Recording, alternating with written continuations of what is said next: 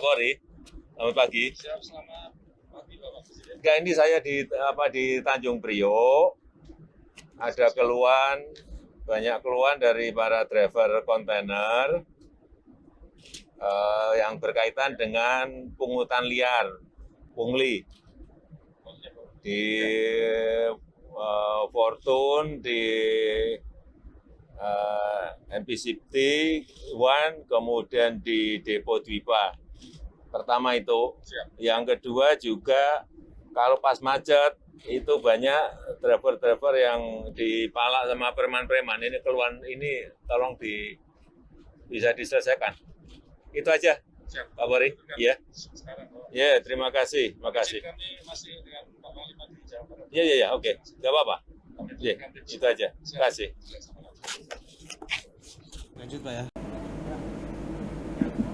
Karena saya tidak mau, tadi sudah dijelaskan mengenai dwelling time sudah turun. Kemudian yang kita inginkan juga kecepatan bongkar dan muat. Antriannya jelas, tidak ada pungutan. Sehingga driver mestinya merasa nyaman semuanya. Jangan sampai ada yang mengeluh karena banyaknya pungutan, itu yang mau saya kejar kalau ada. Ya, silakan. Kualitas gitu. Ya pada saat macet gitu, kawan-kawan ini diambillah barangnya. Kalau di Tanjung Priok ini sebutnya asmoro Pak. Yang dia ketika macet itu ngambil barang dari kendaraan gitu secara diam-diam. Kemudian ada juga yang kalau dia terorganisir gitu preman-premannya di setiap daerah-daerah rawan gitu, dia naik ke atas mobil Pak. Ini kan kontainer kan? Iya kontainer Kan betul. nggak bisa dibuka. Barangnya ngambilnya dari mana? Barang kendaraan Pak maksud saya. Oh, barang kendaraan. Kendaraannya. Kan dia ada ban setip, kadang aki, kadang juga handphone. Kalau dia berani naik ke mobil itu ditodong kita Pak. Ditodong kemudian diminta barang-barang kita, handphone, dompet, segala macam, uang jalan habis gitu. Nah, yang sering terjadi itu kawan-kawan dari luar kota. Dulu sesama supir kontainer aja itu saling musuhan, Pak. Tidak ada rasa kebersamaan gitu. Begitu keadaan macet, ada di depannya itu ada yang dinaikin mobilnya naik ke atas mobil gitu, bawa celurit apa nodong gitu. Itu nggak ada yang berani nolong, Pak. Padahal itu depan, belakang, samping, kanan itu kan kendaraan semua dan itu orang semua gitu.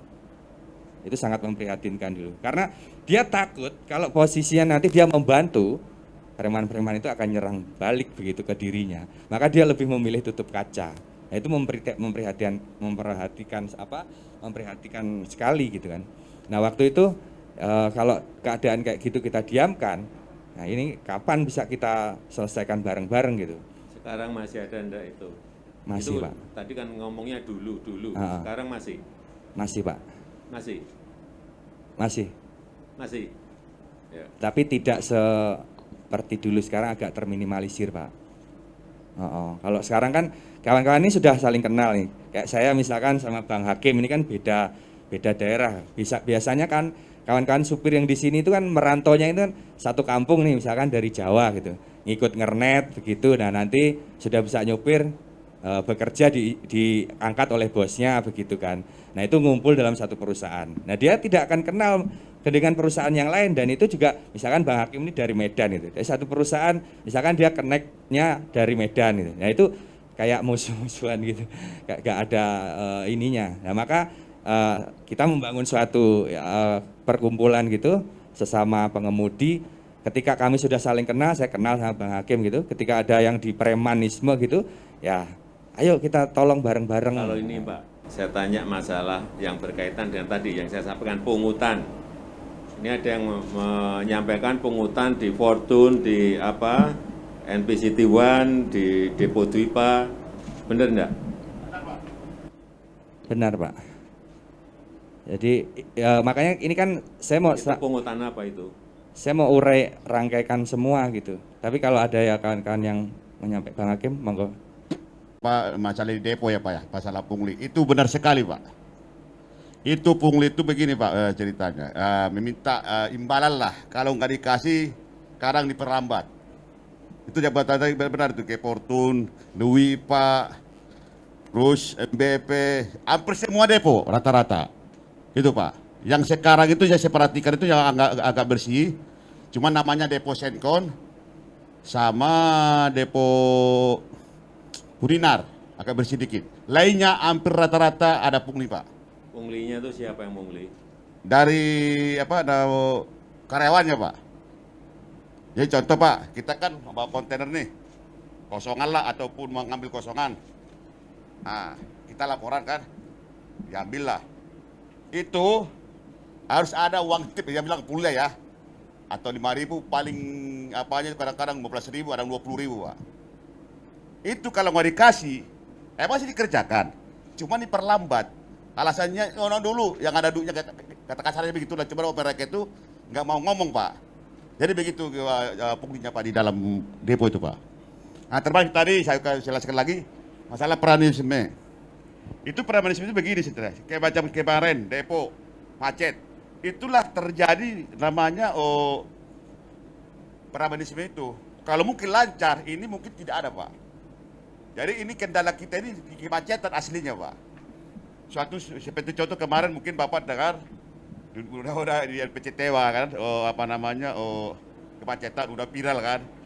Itu pada saat itu namanya premanisme itu auzubillah min dzalik.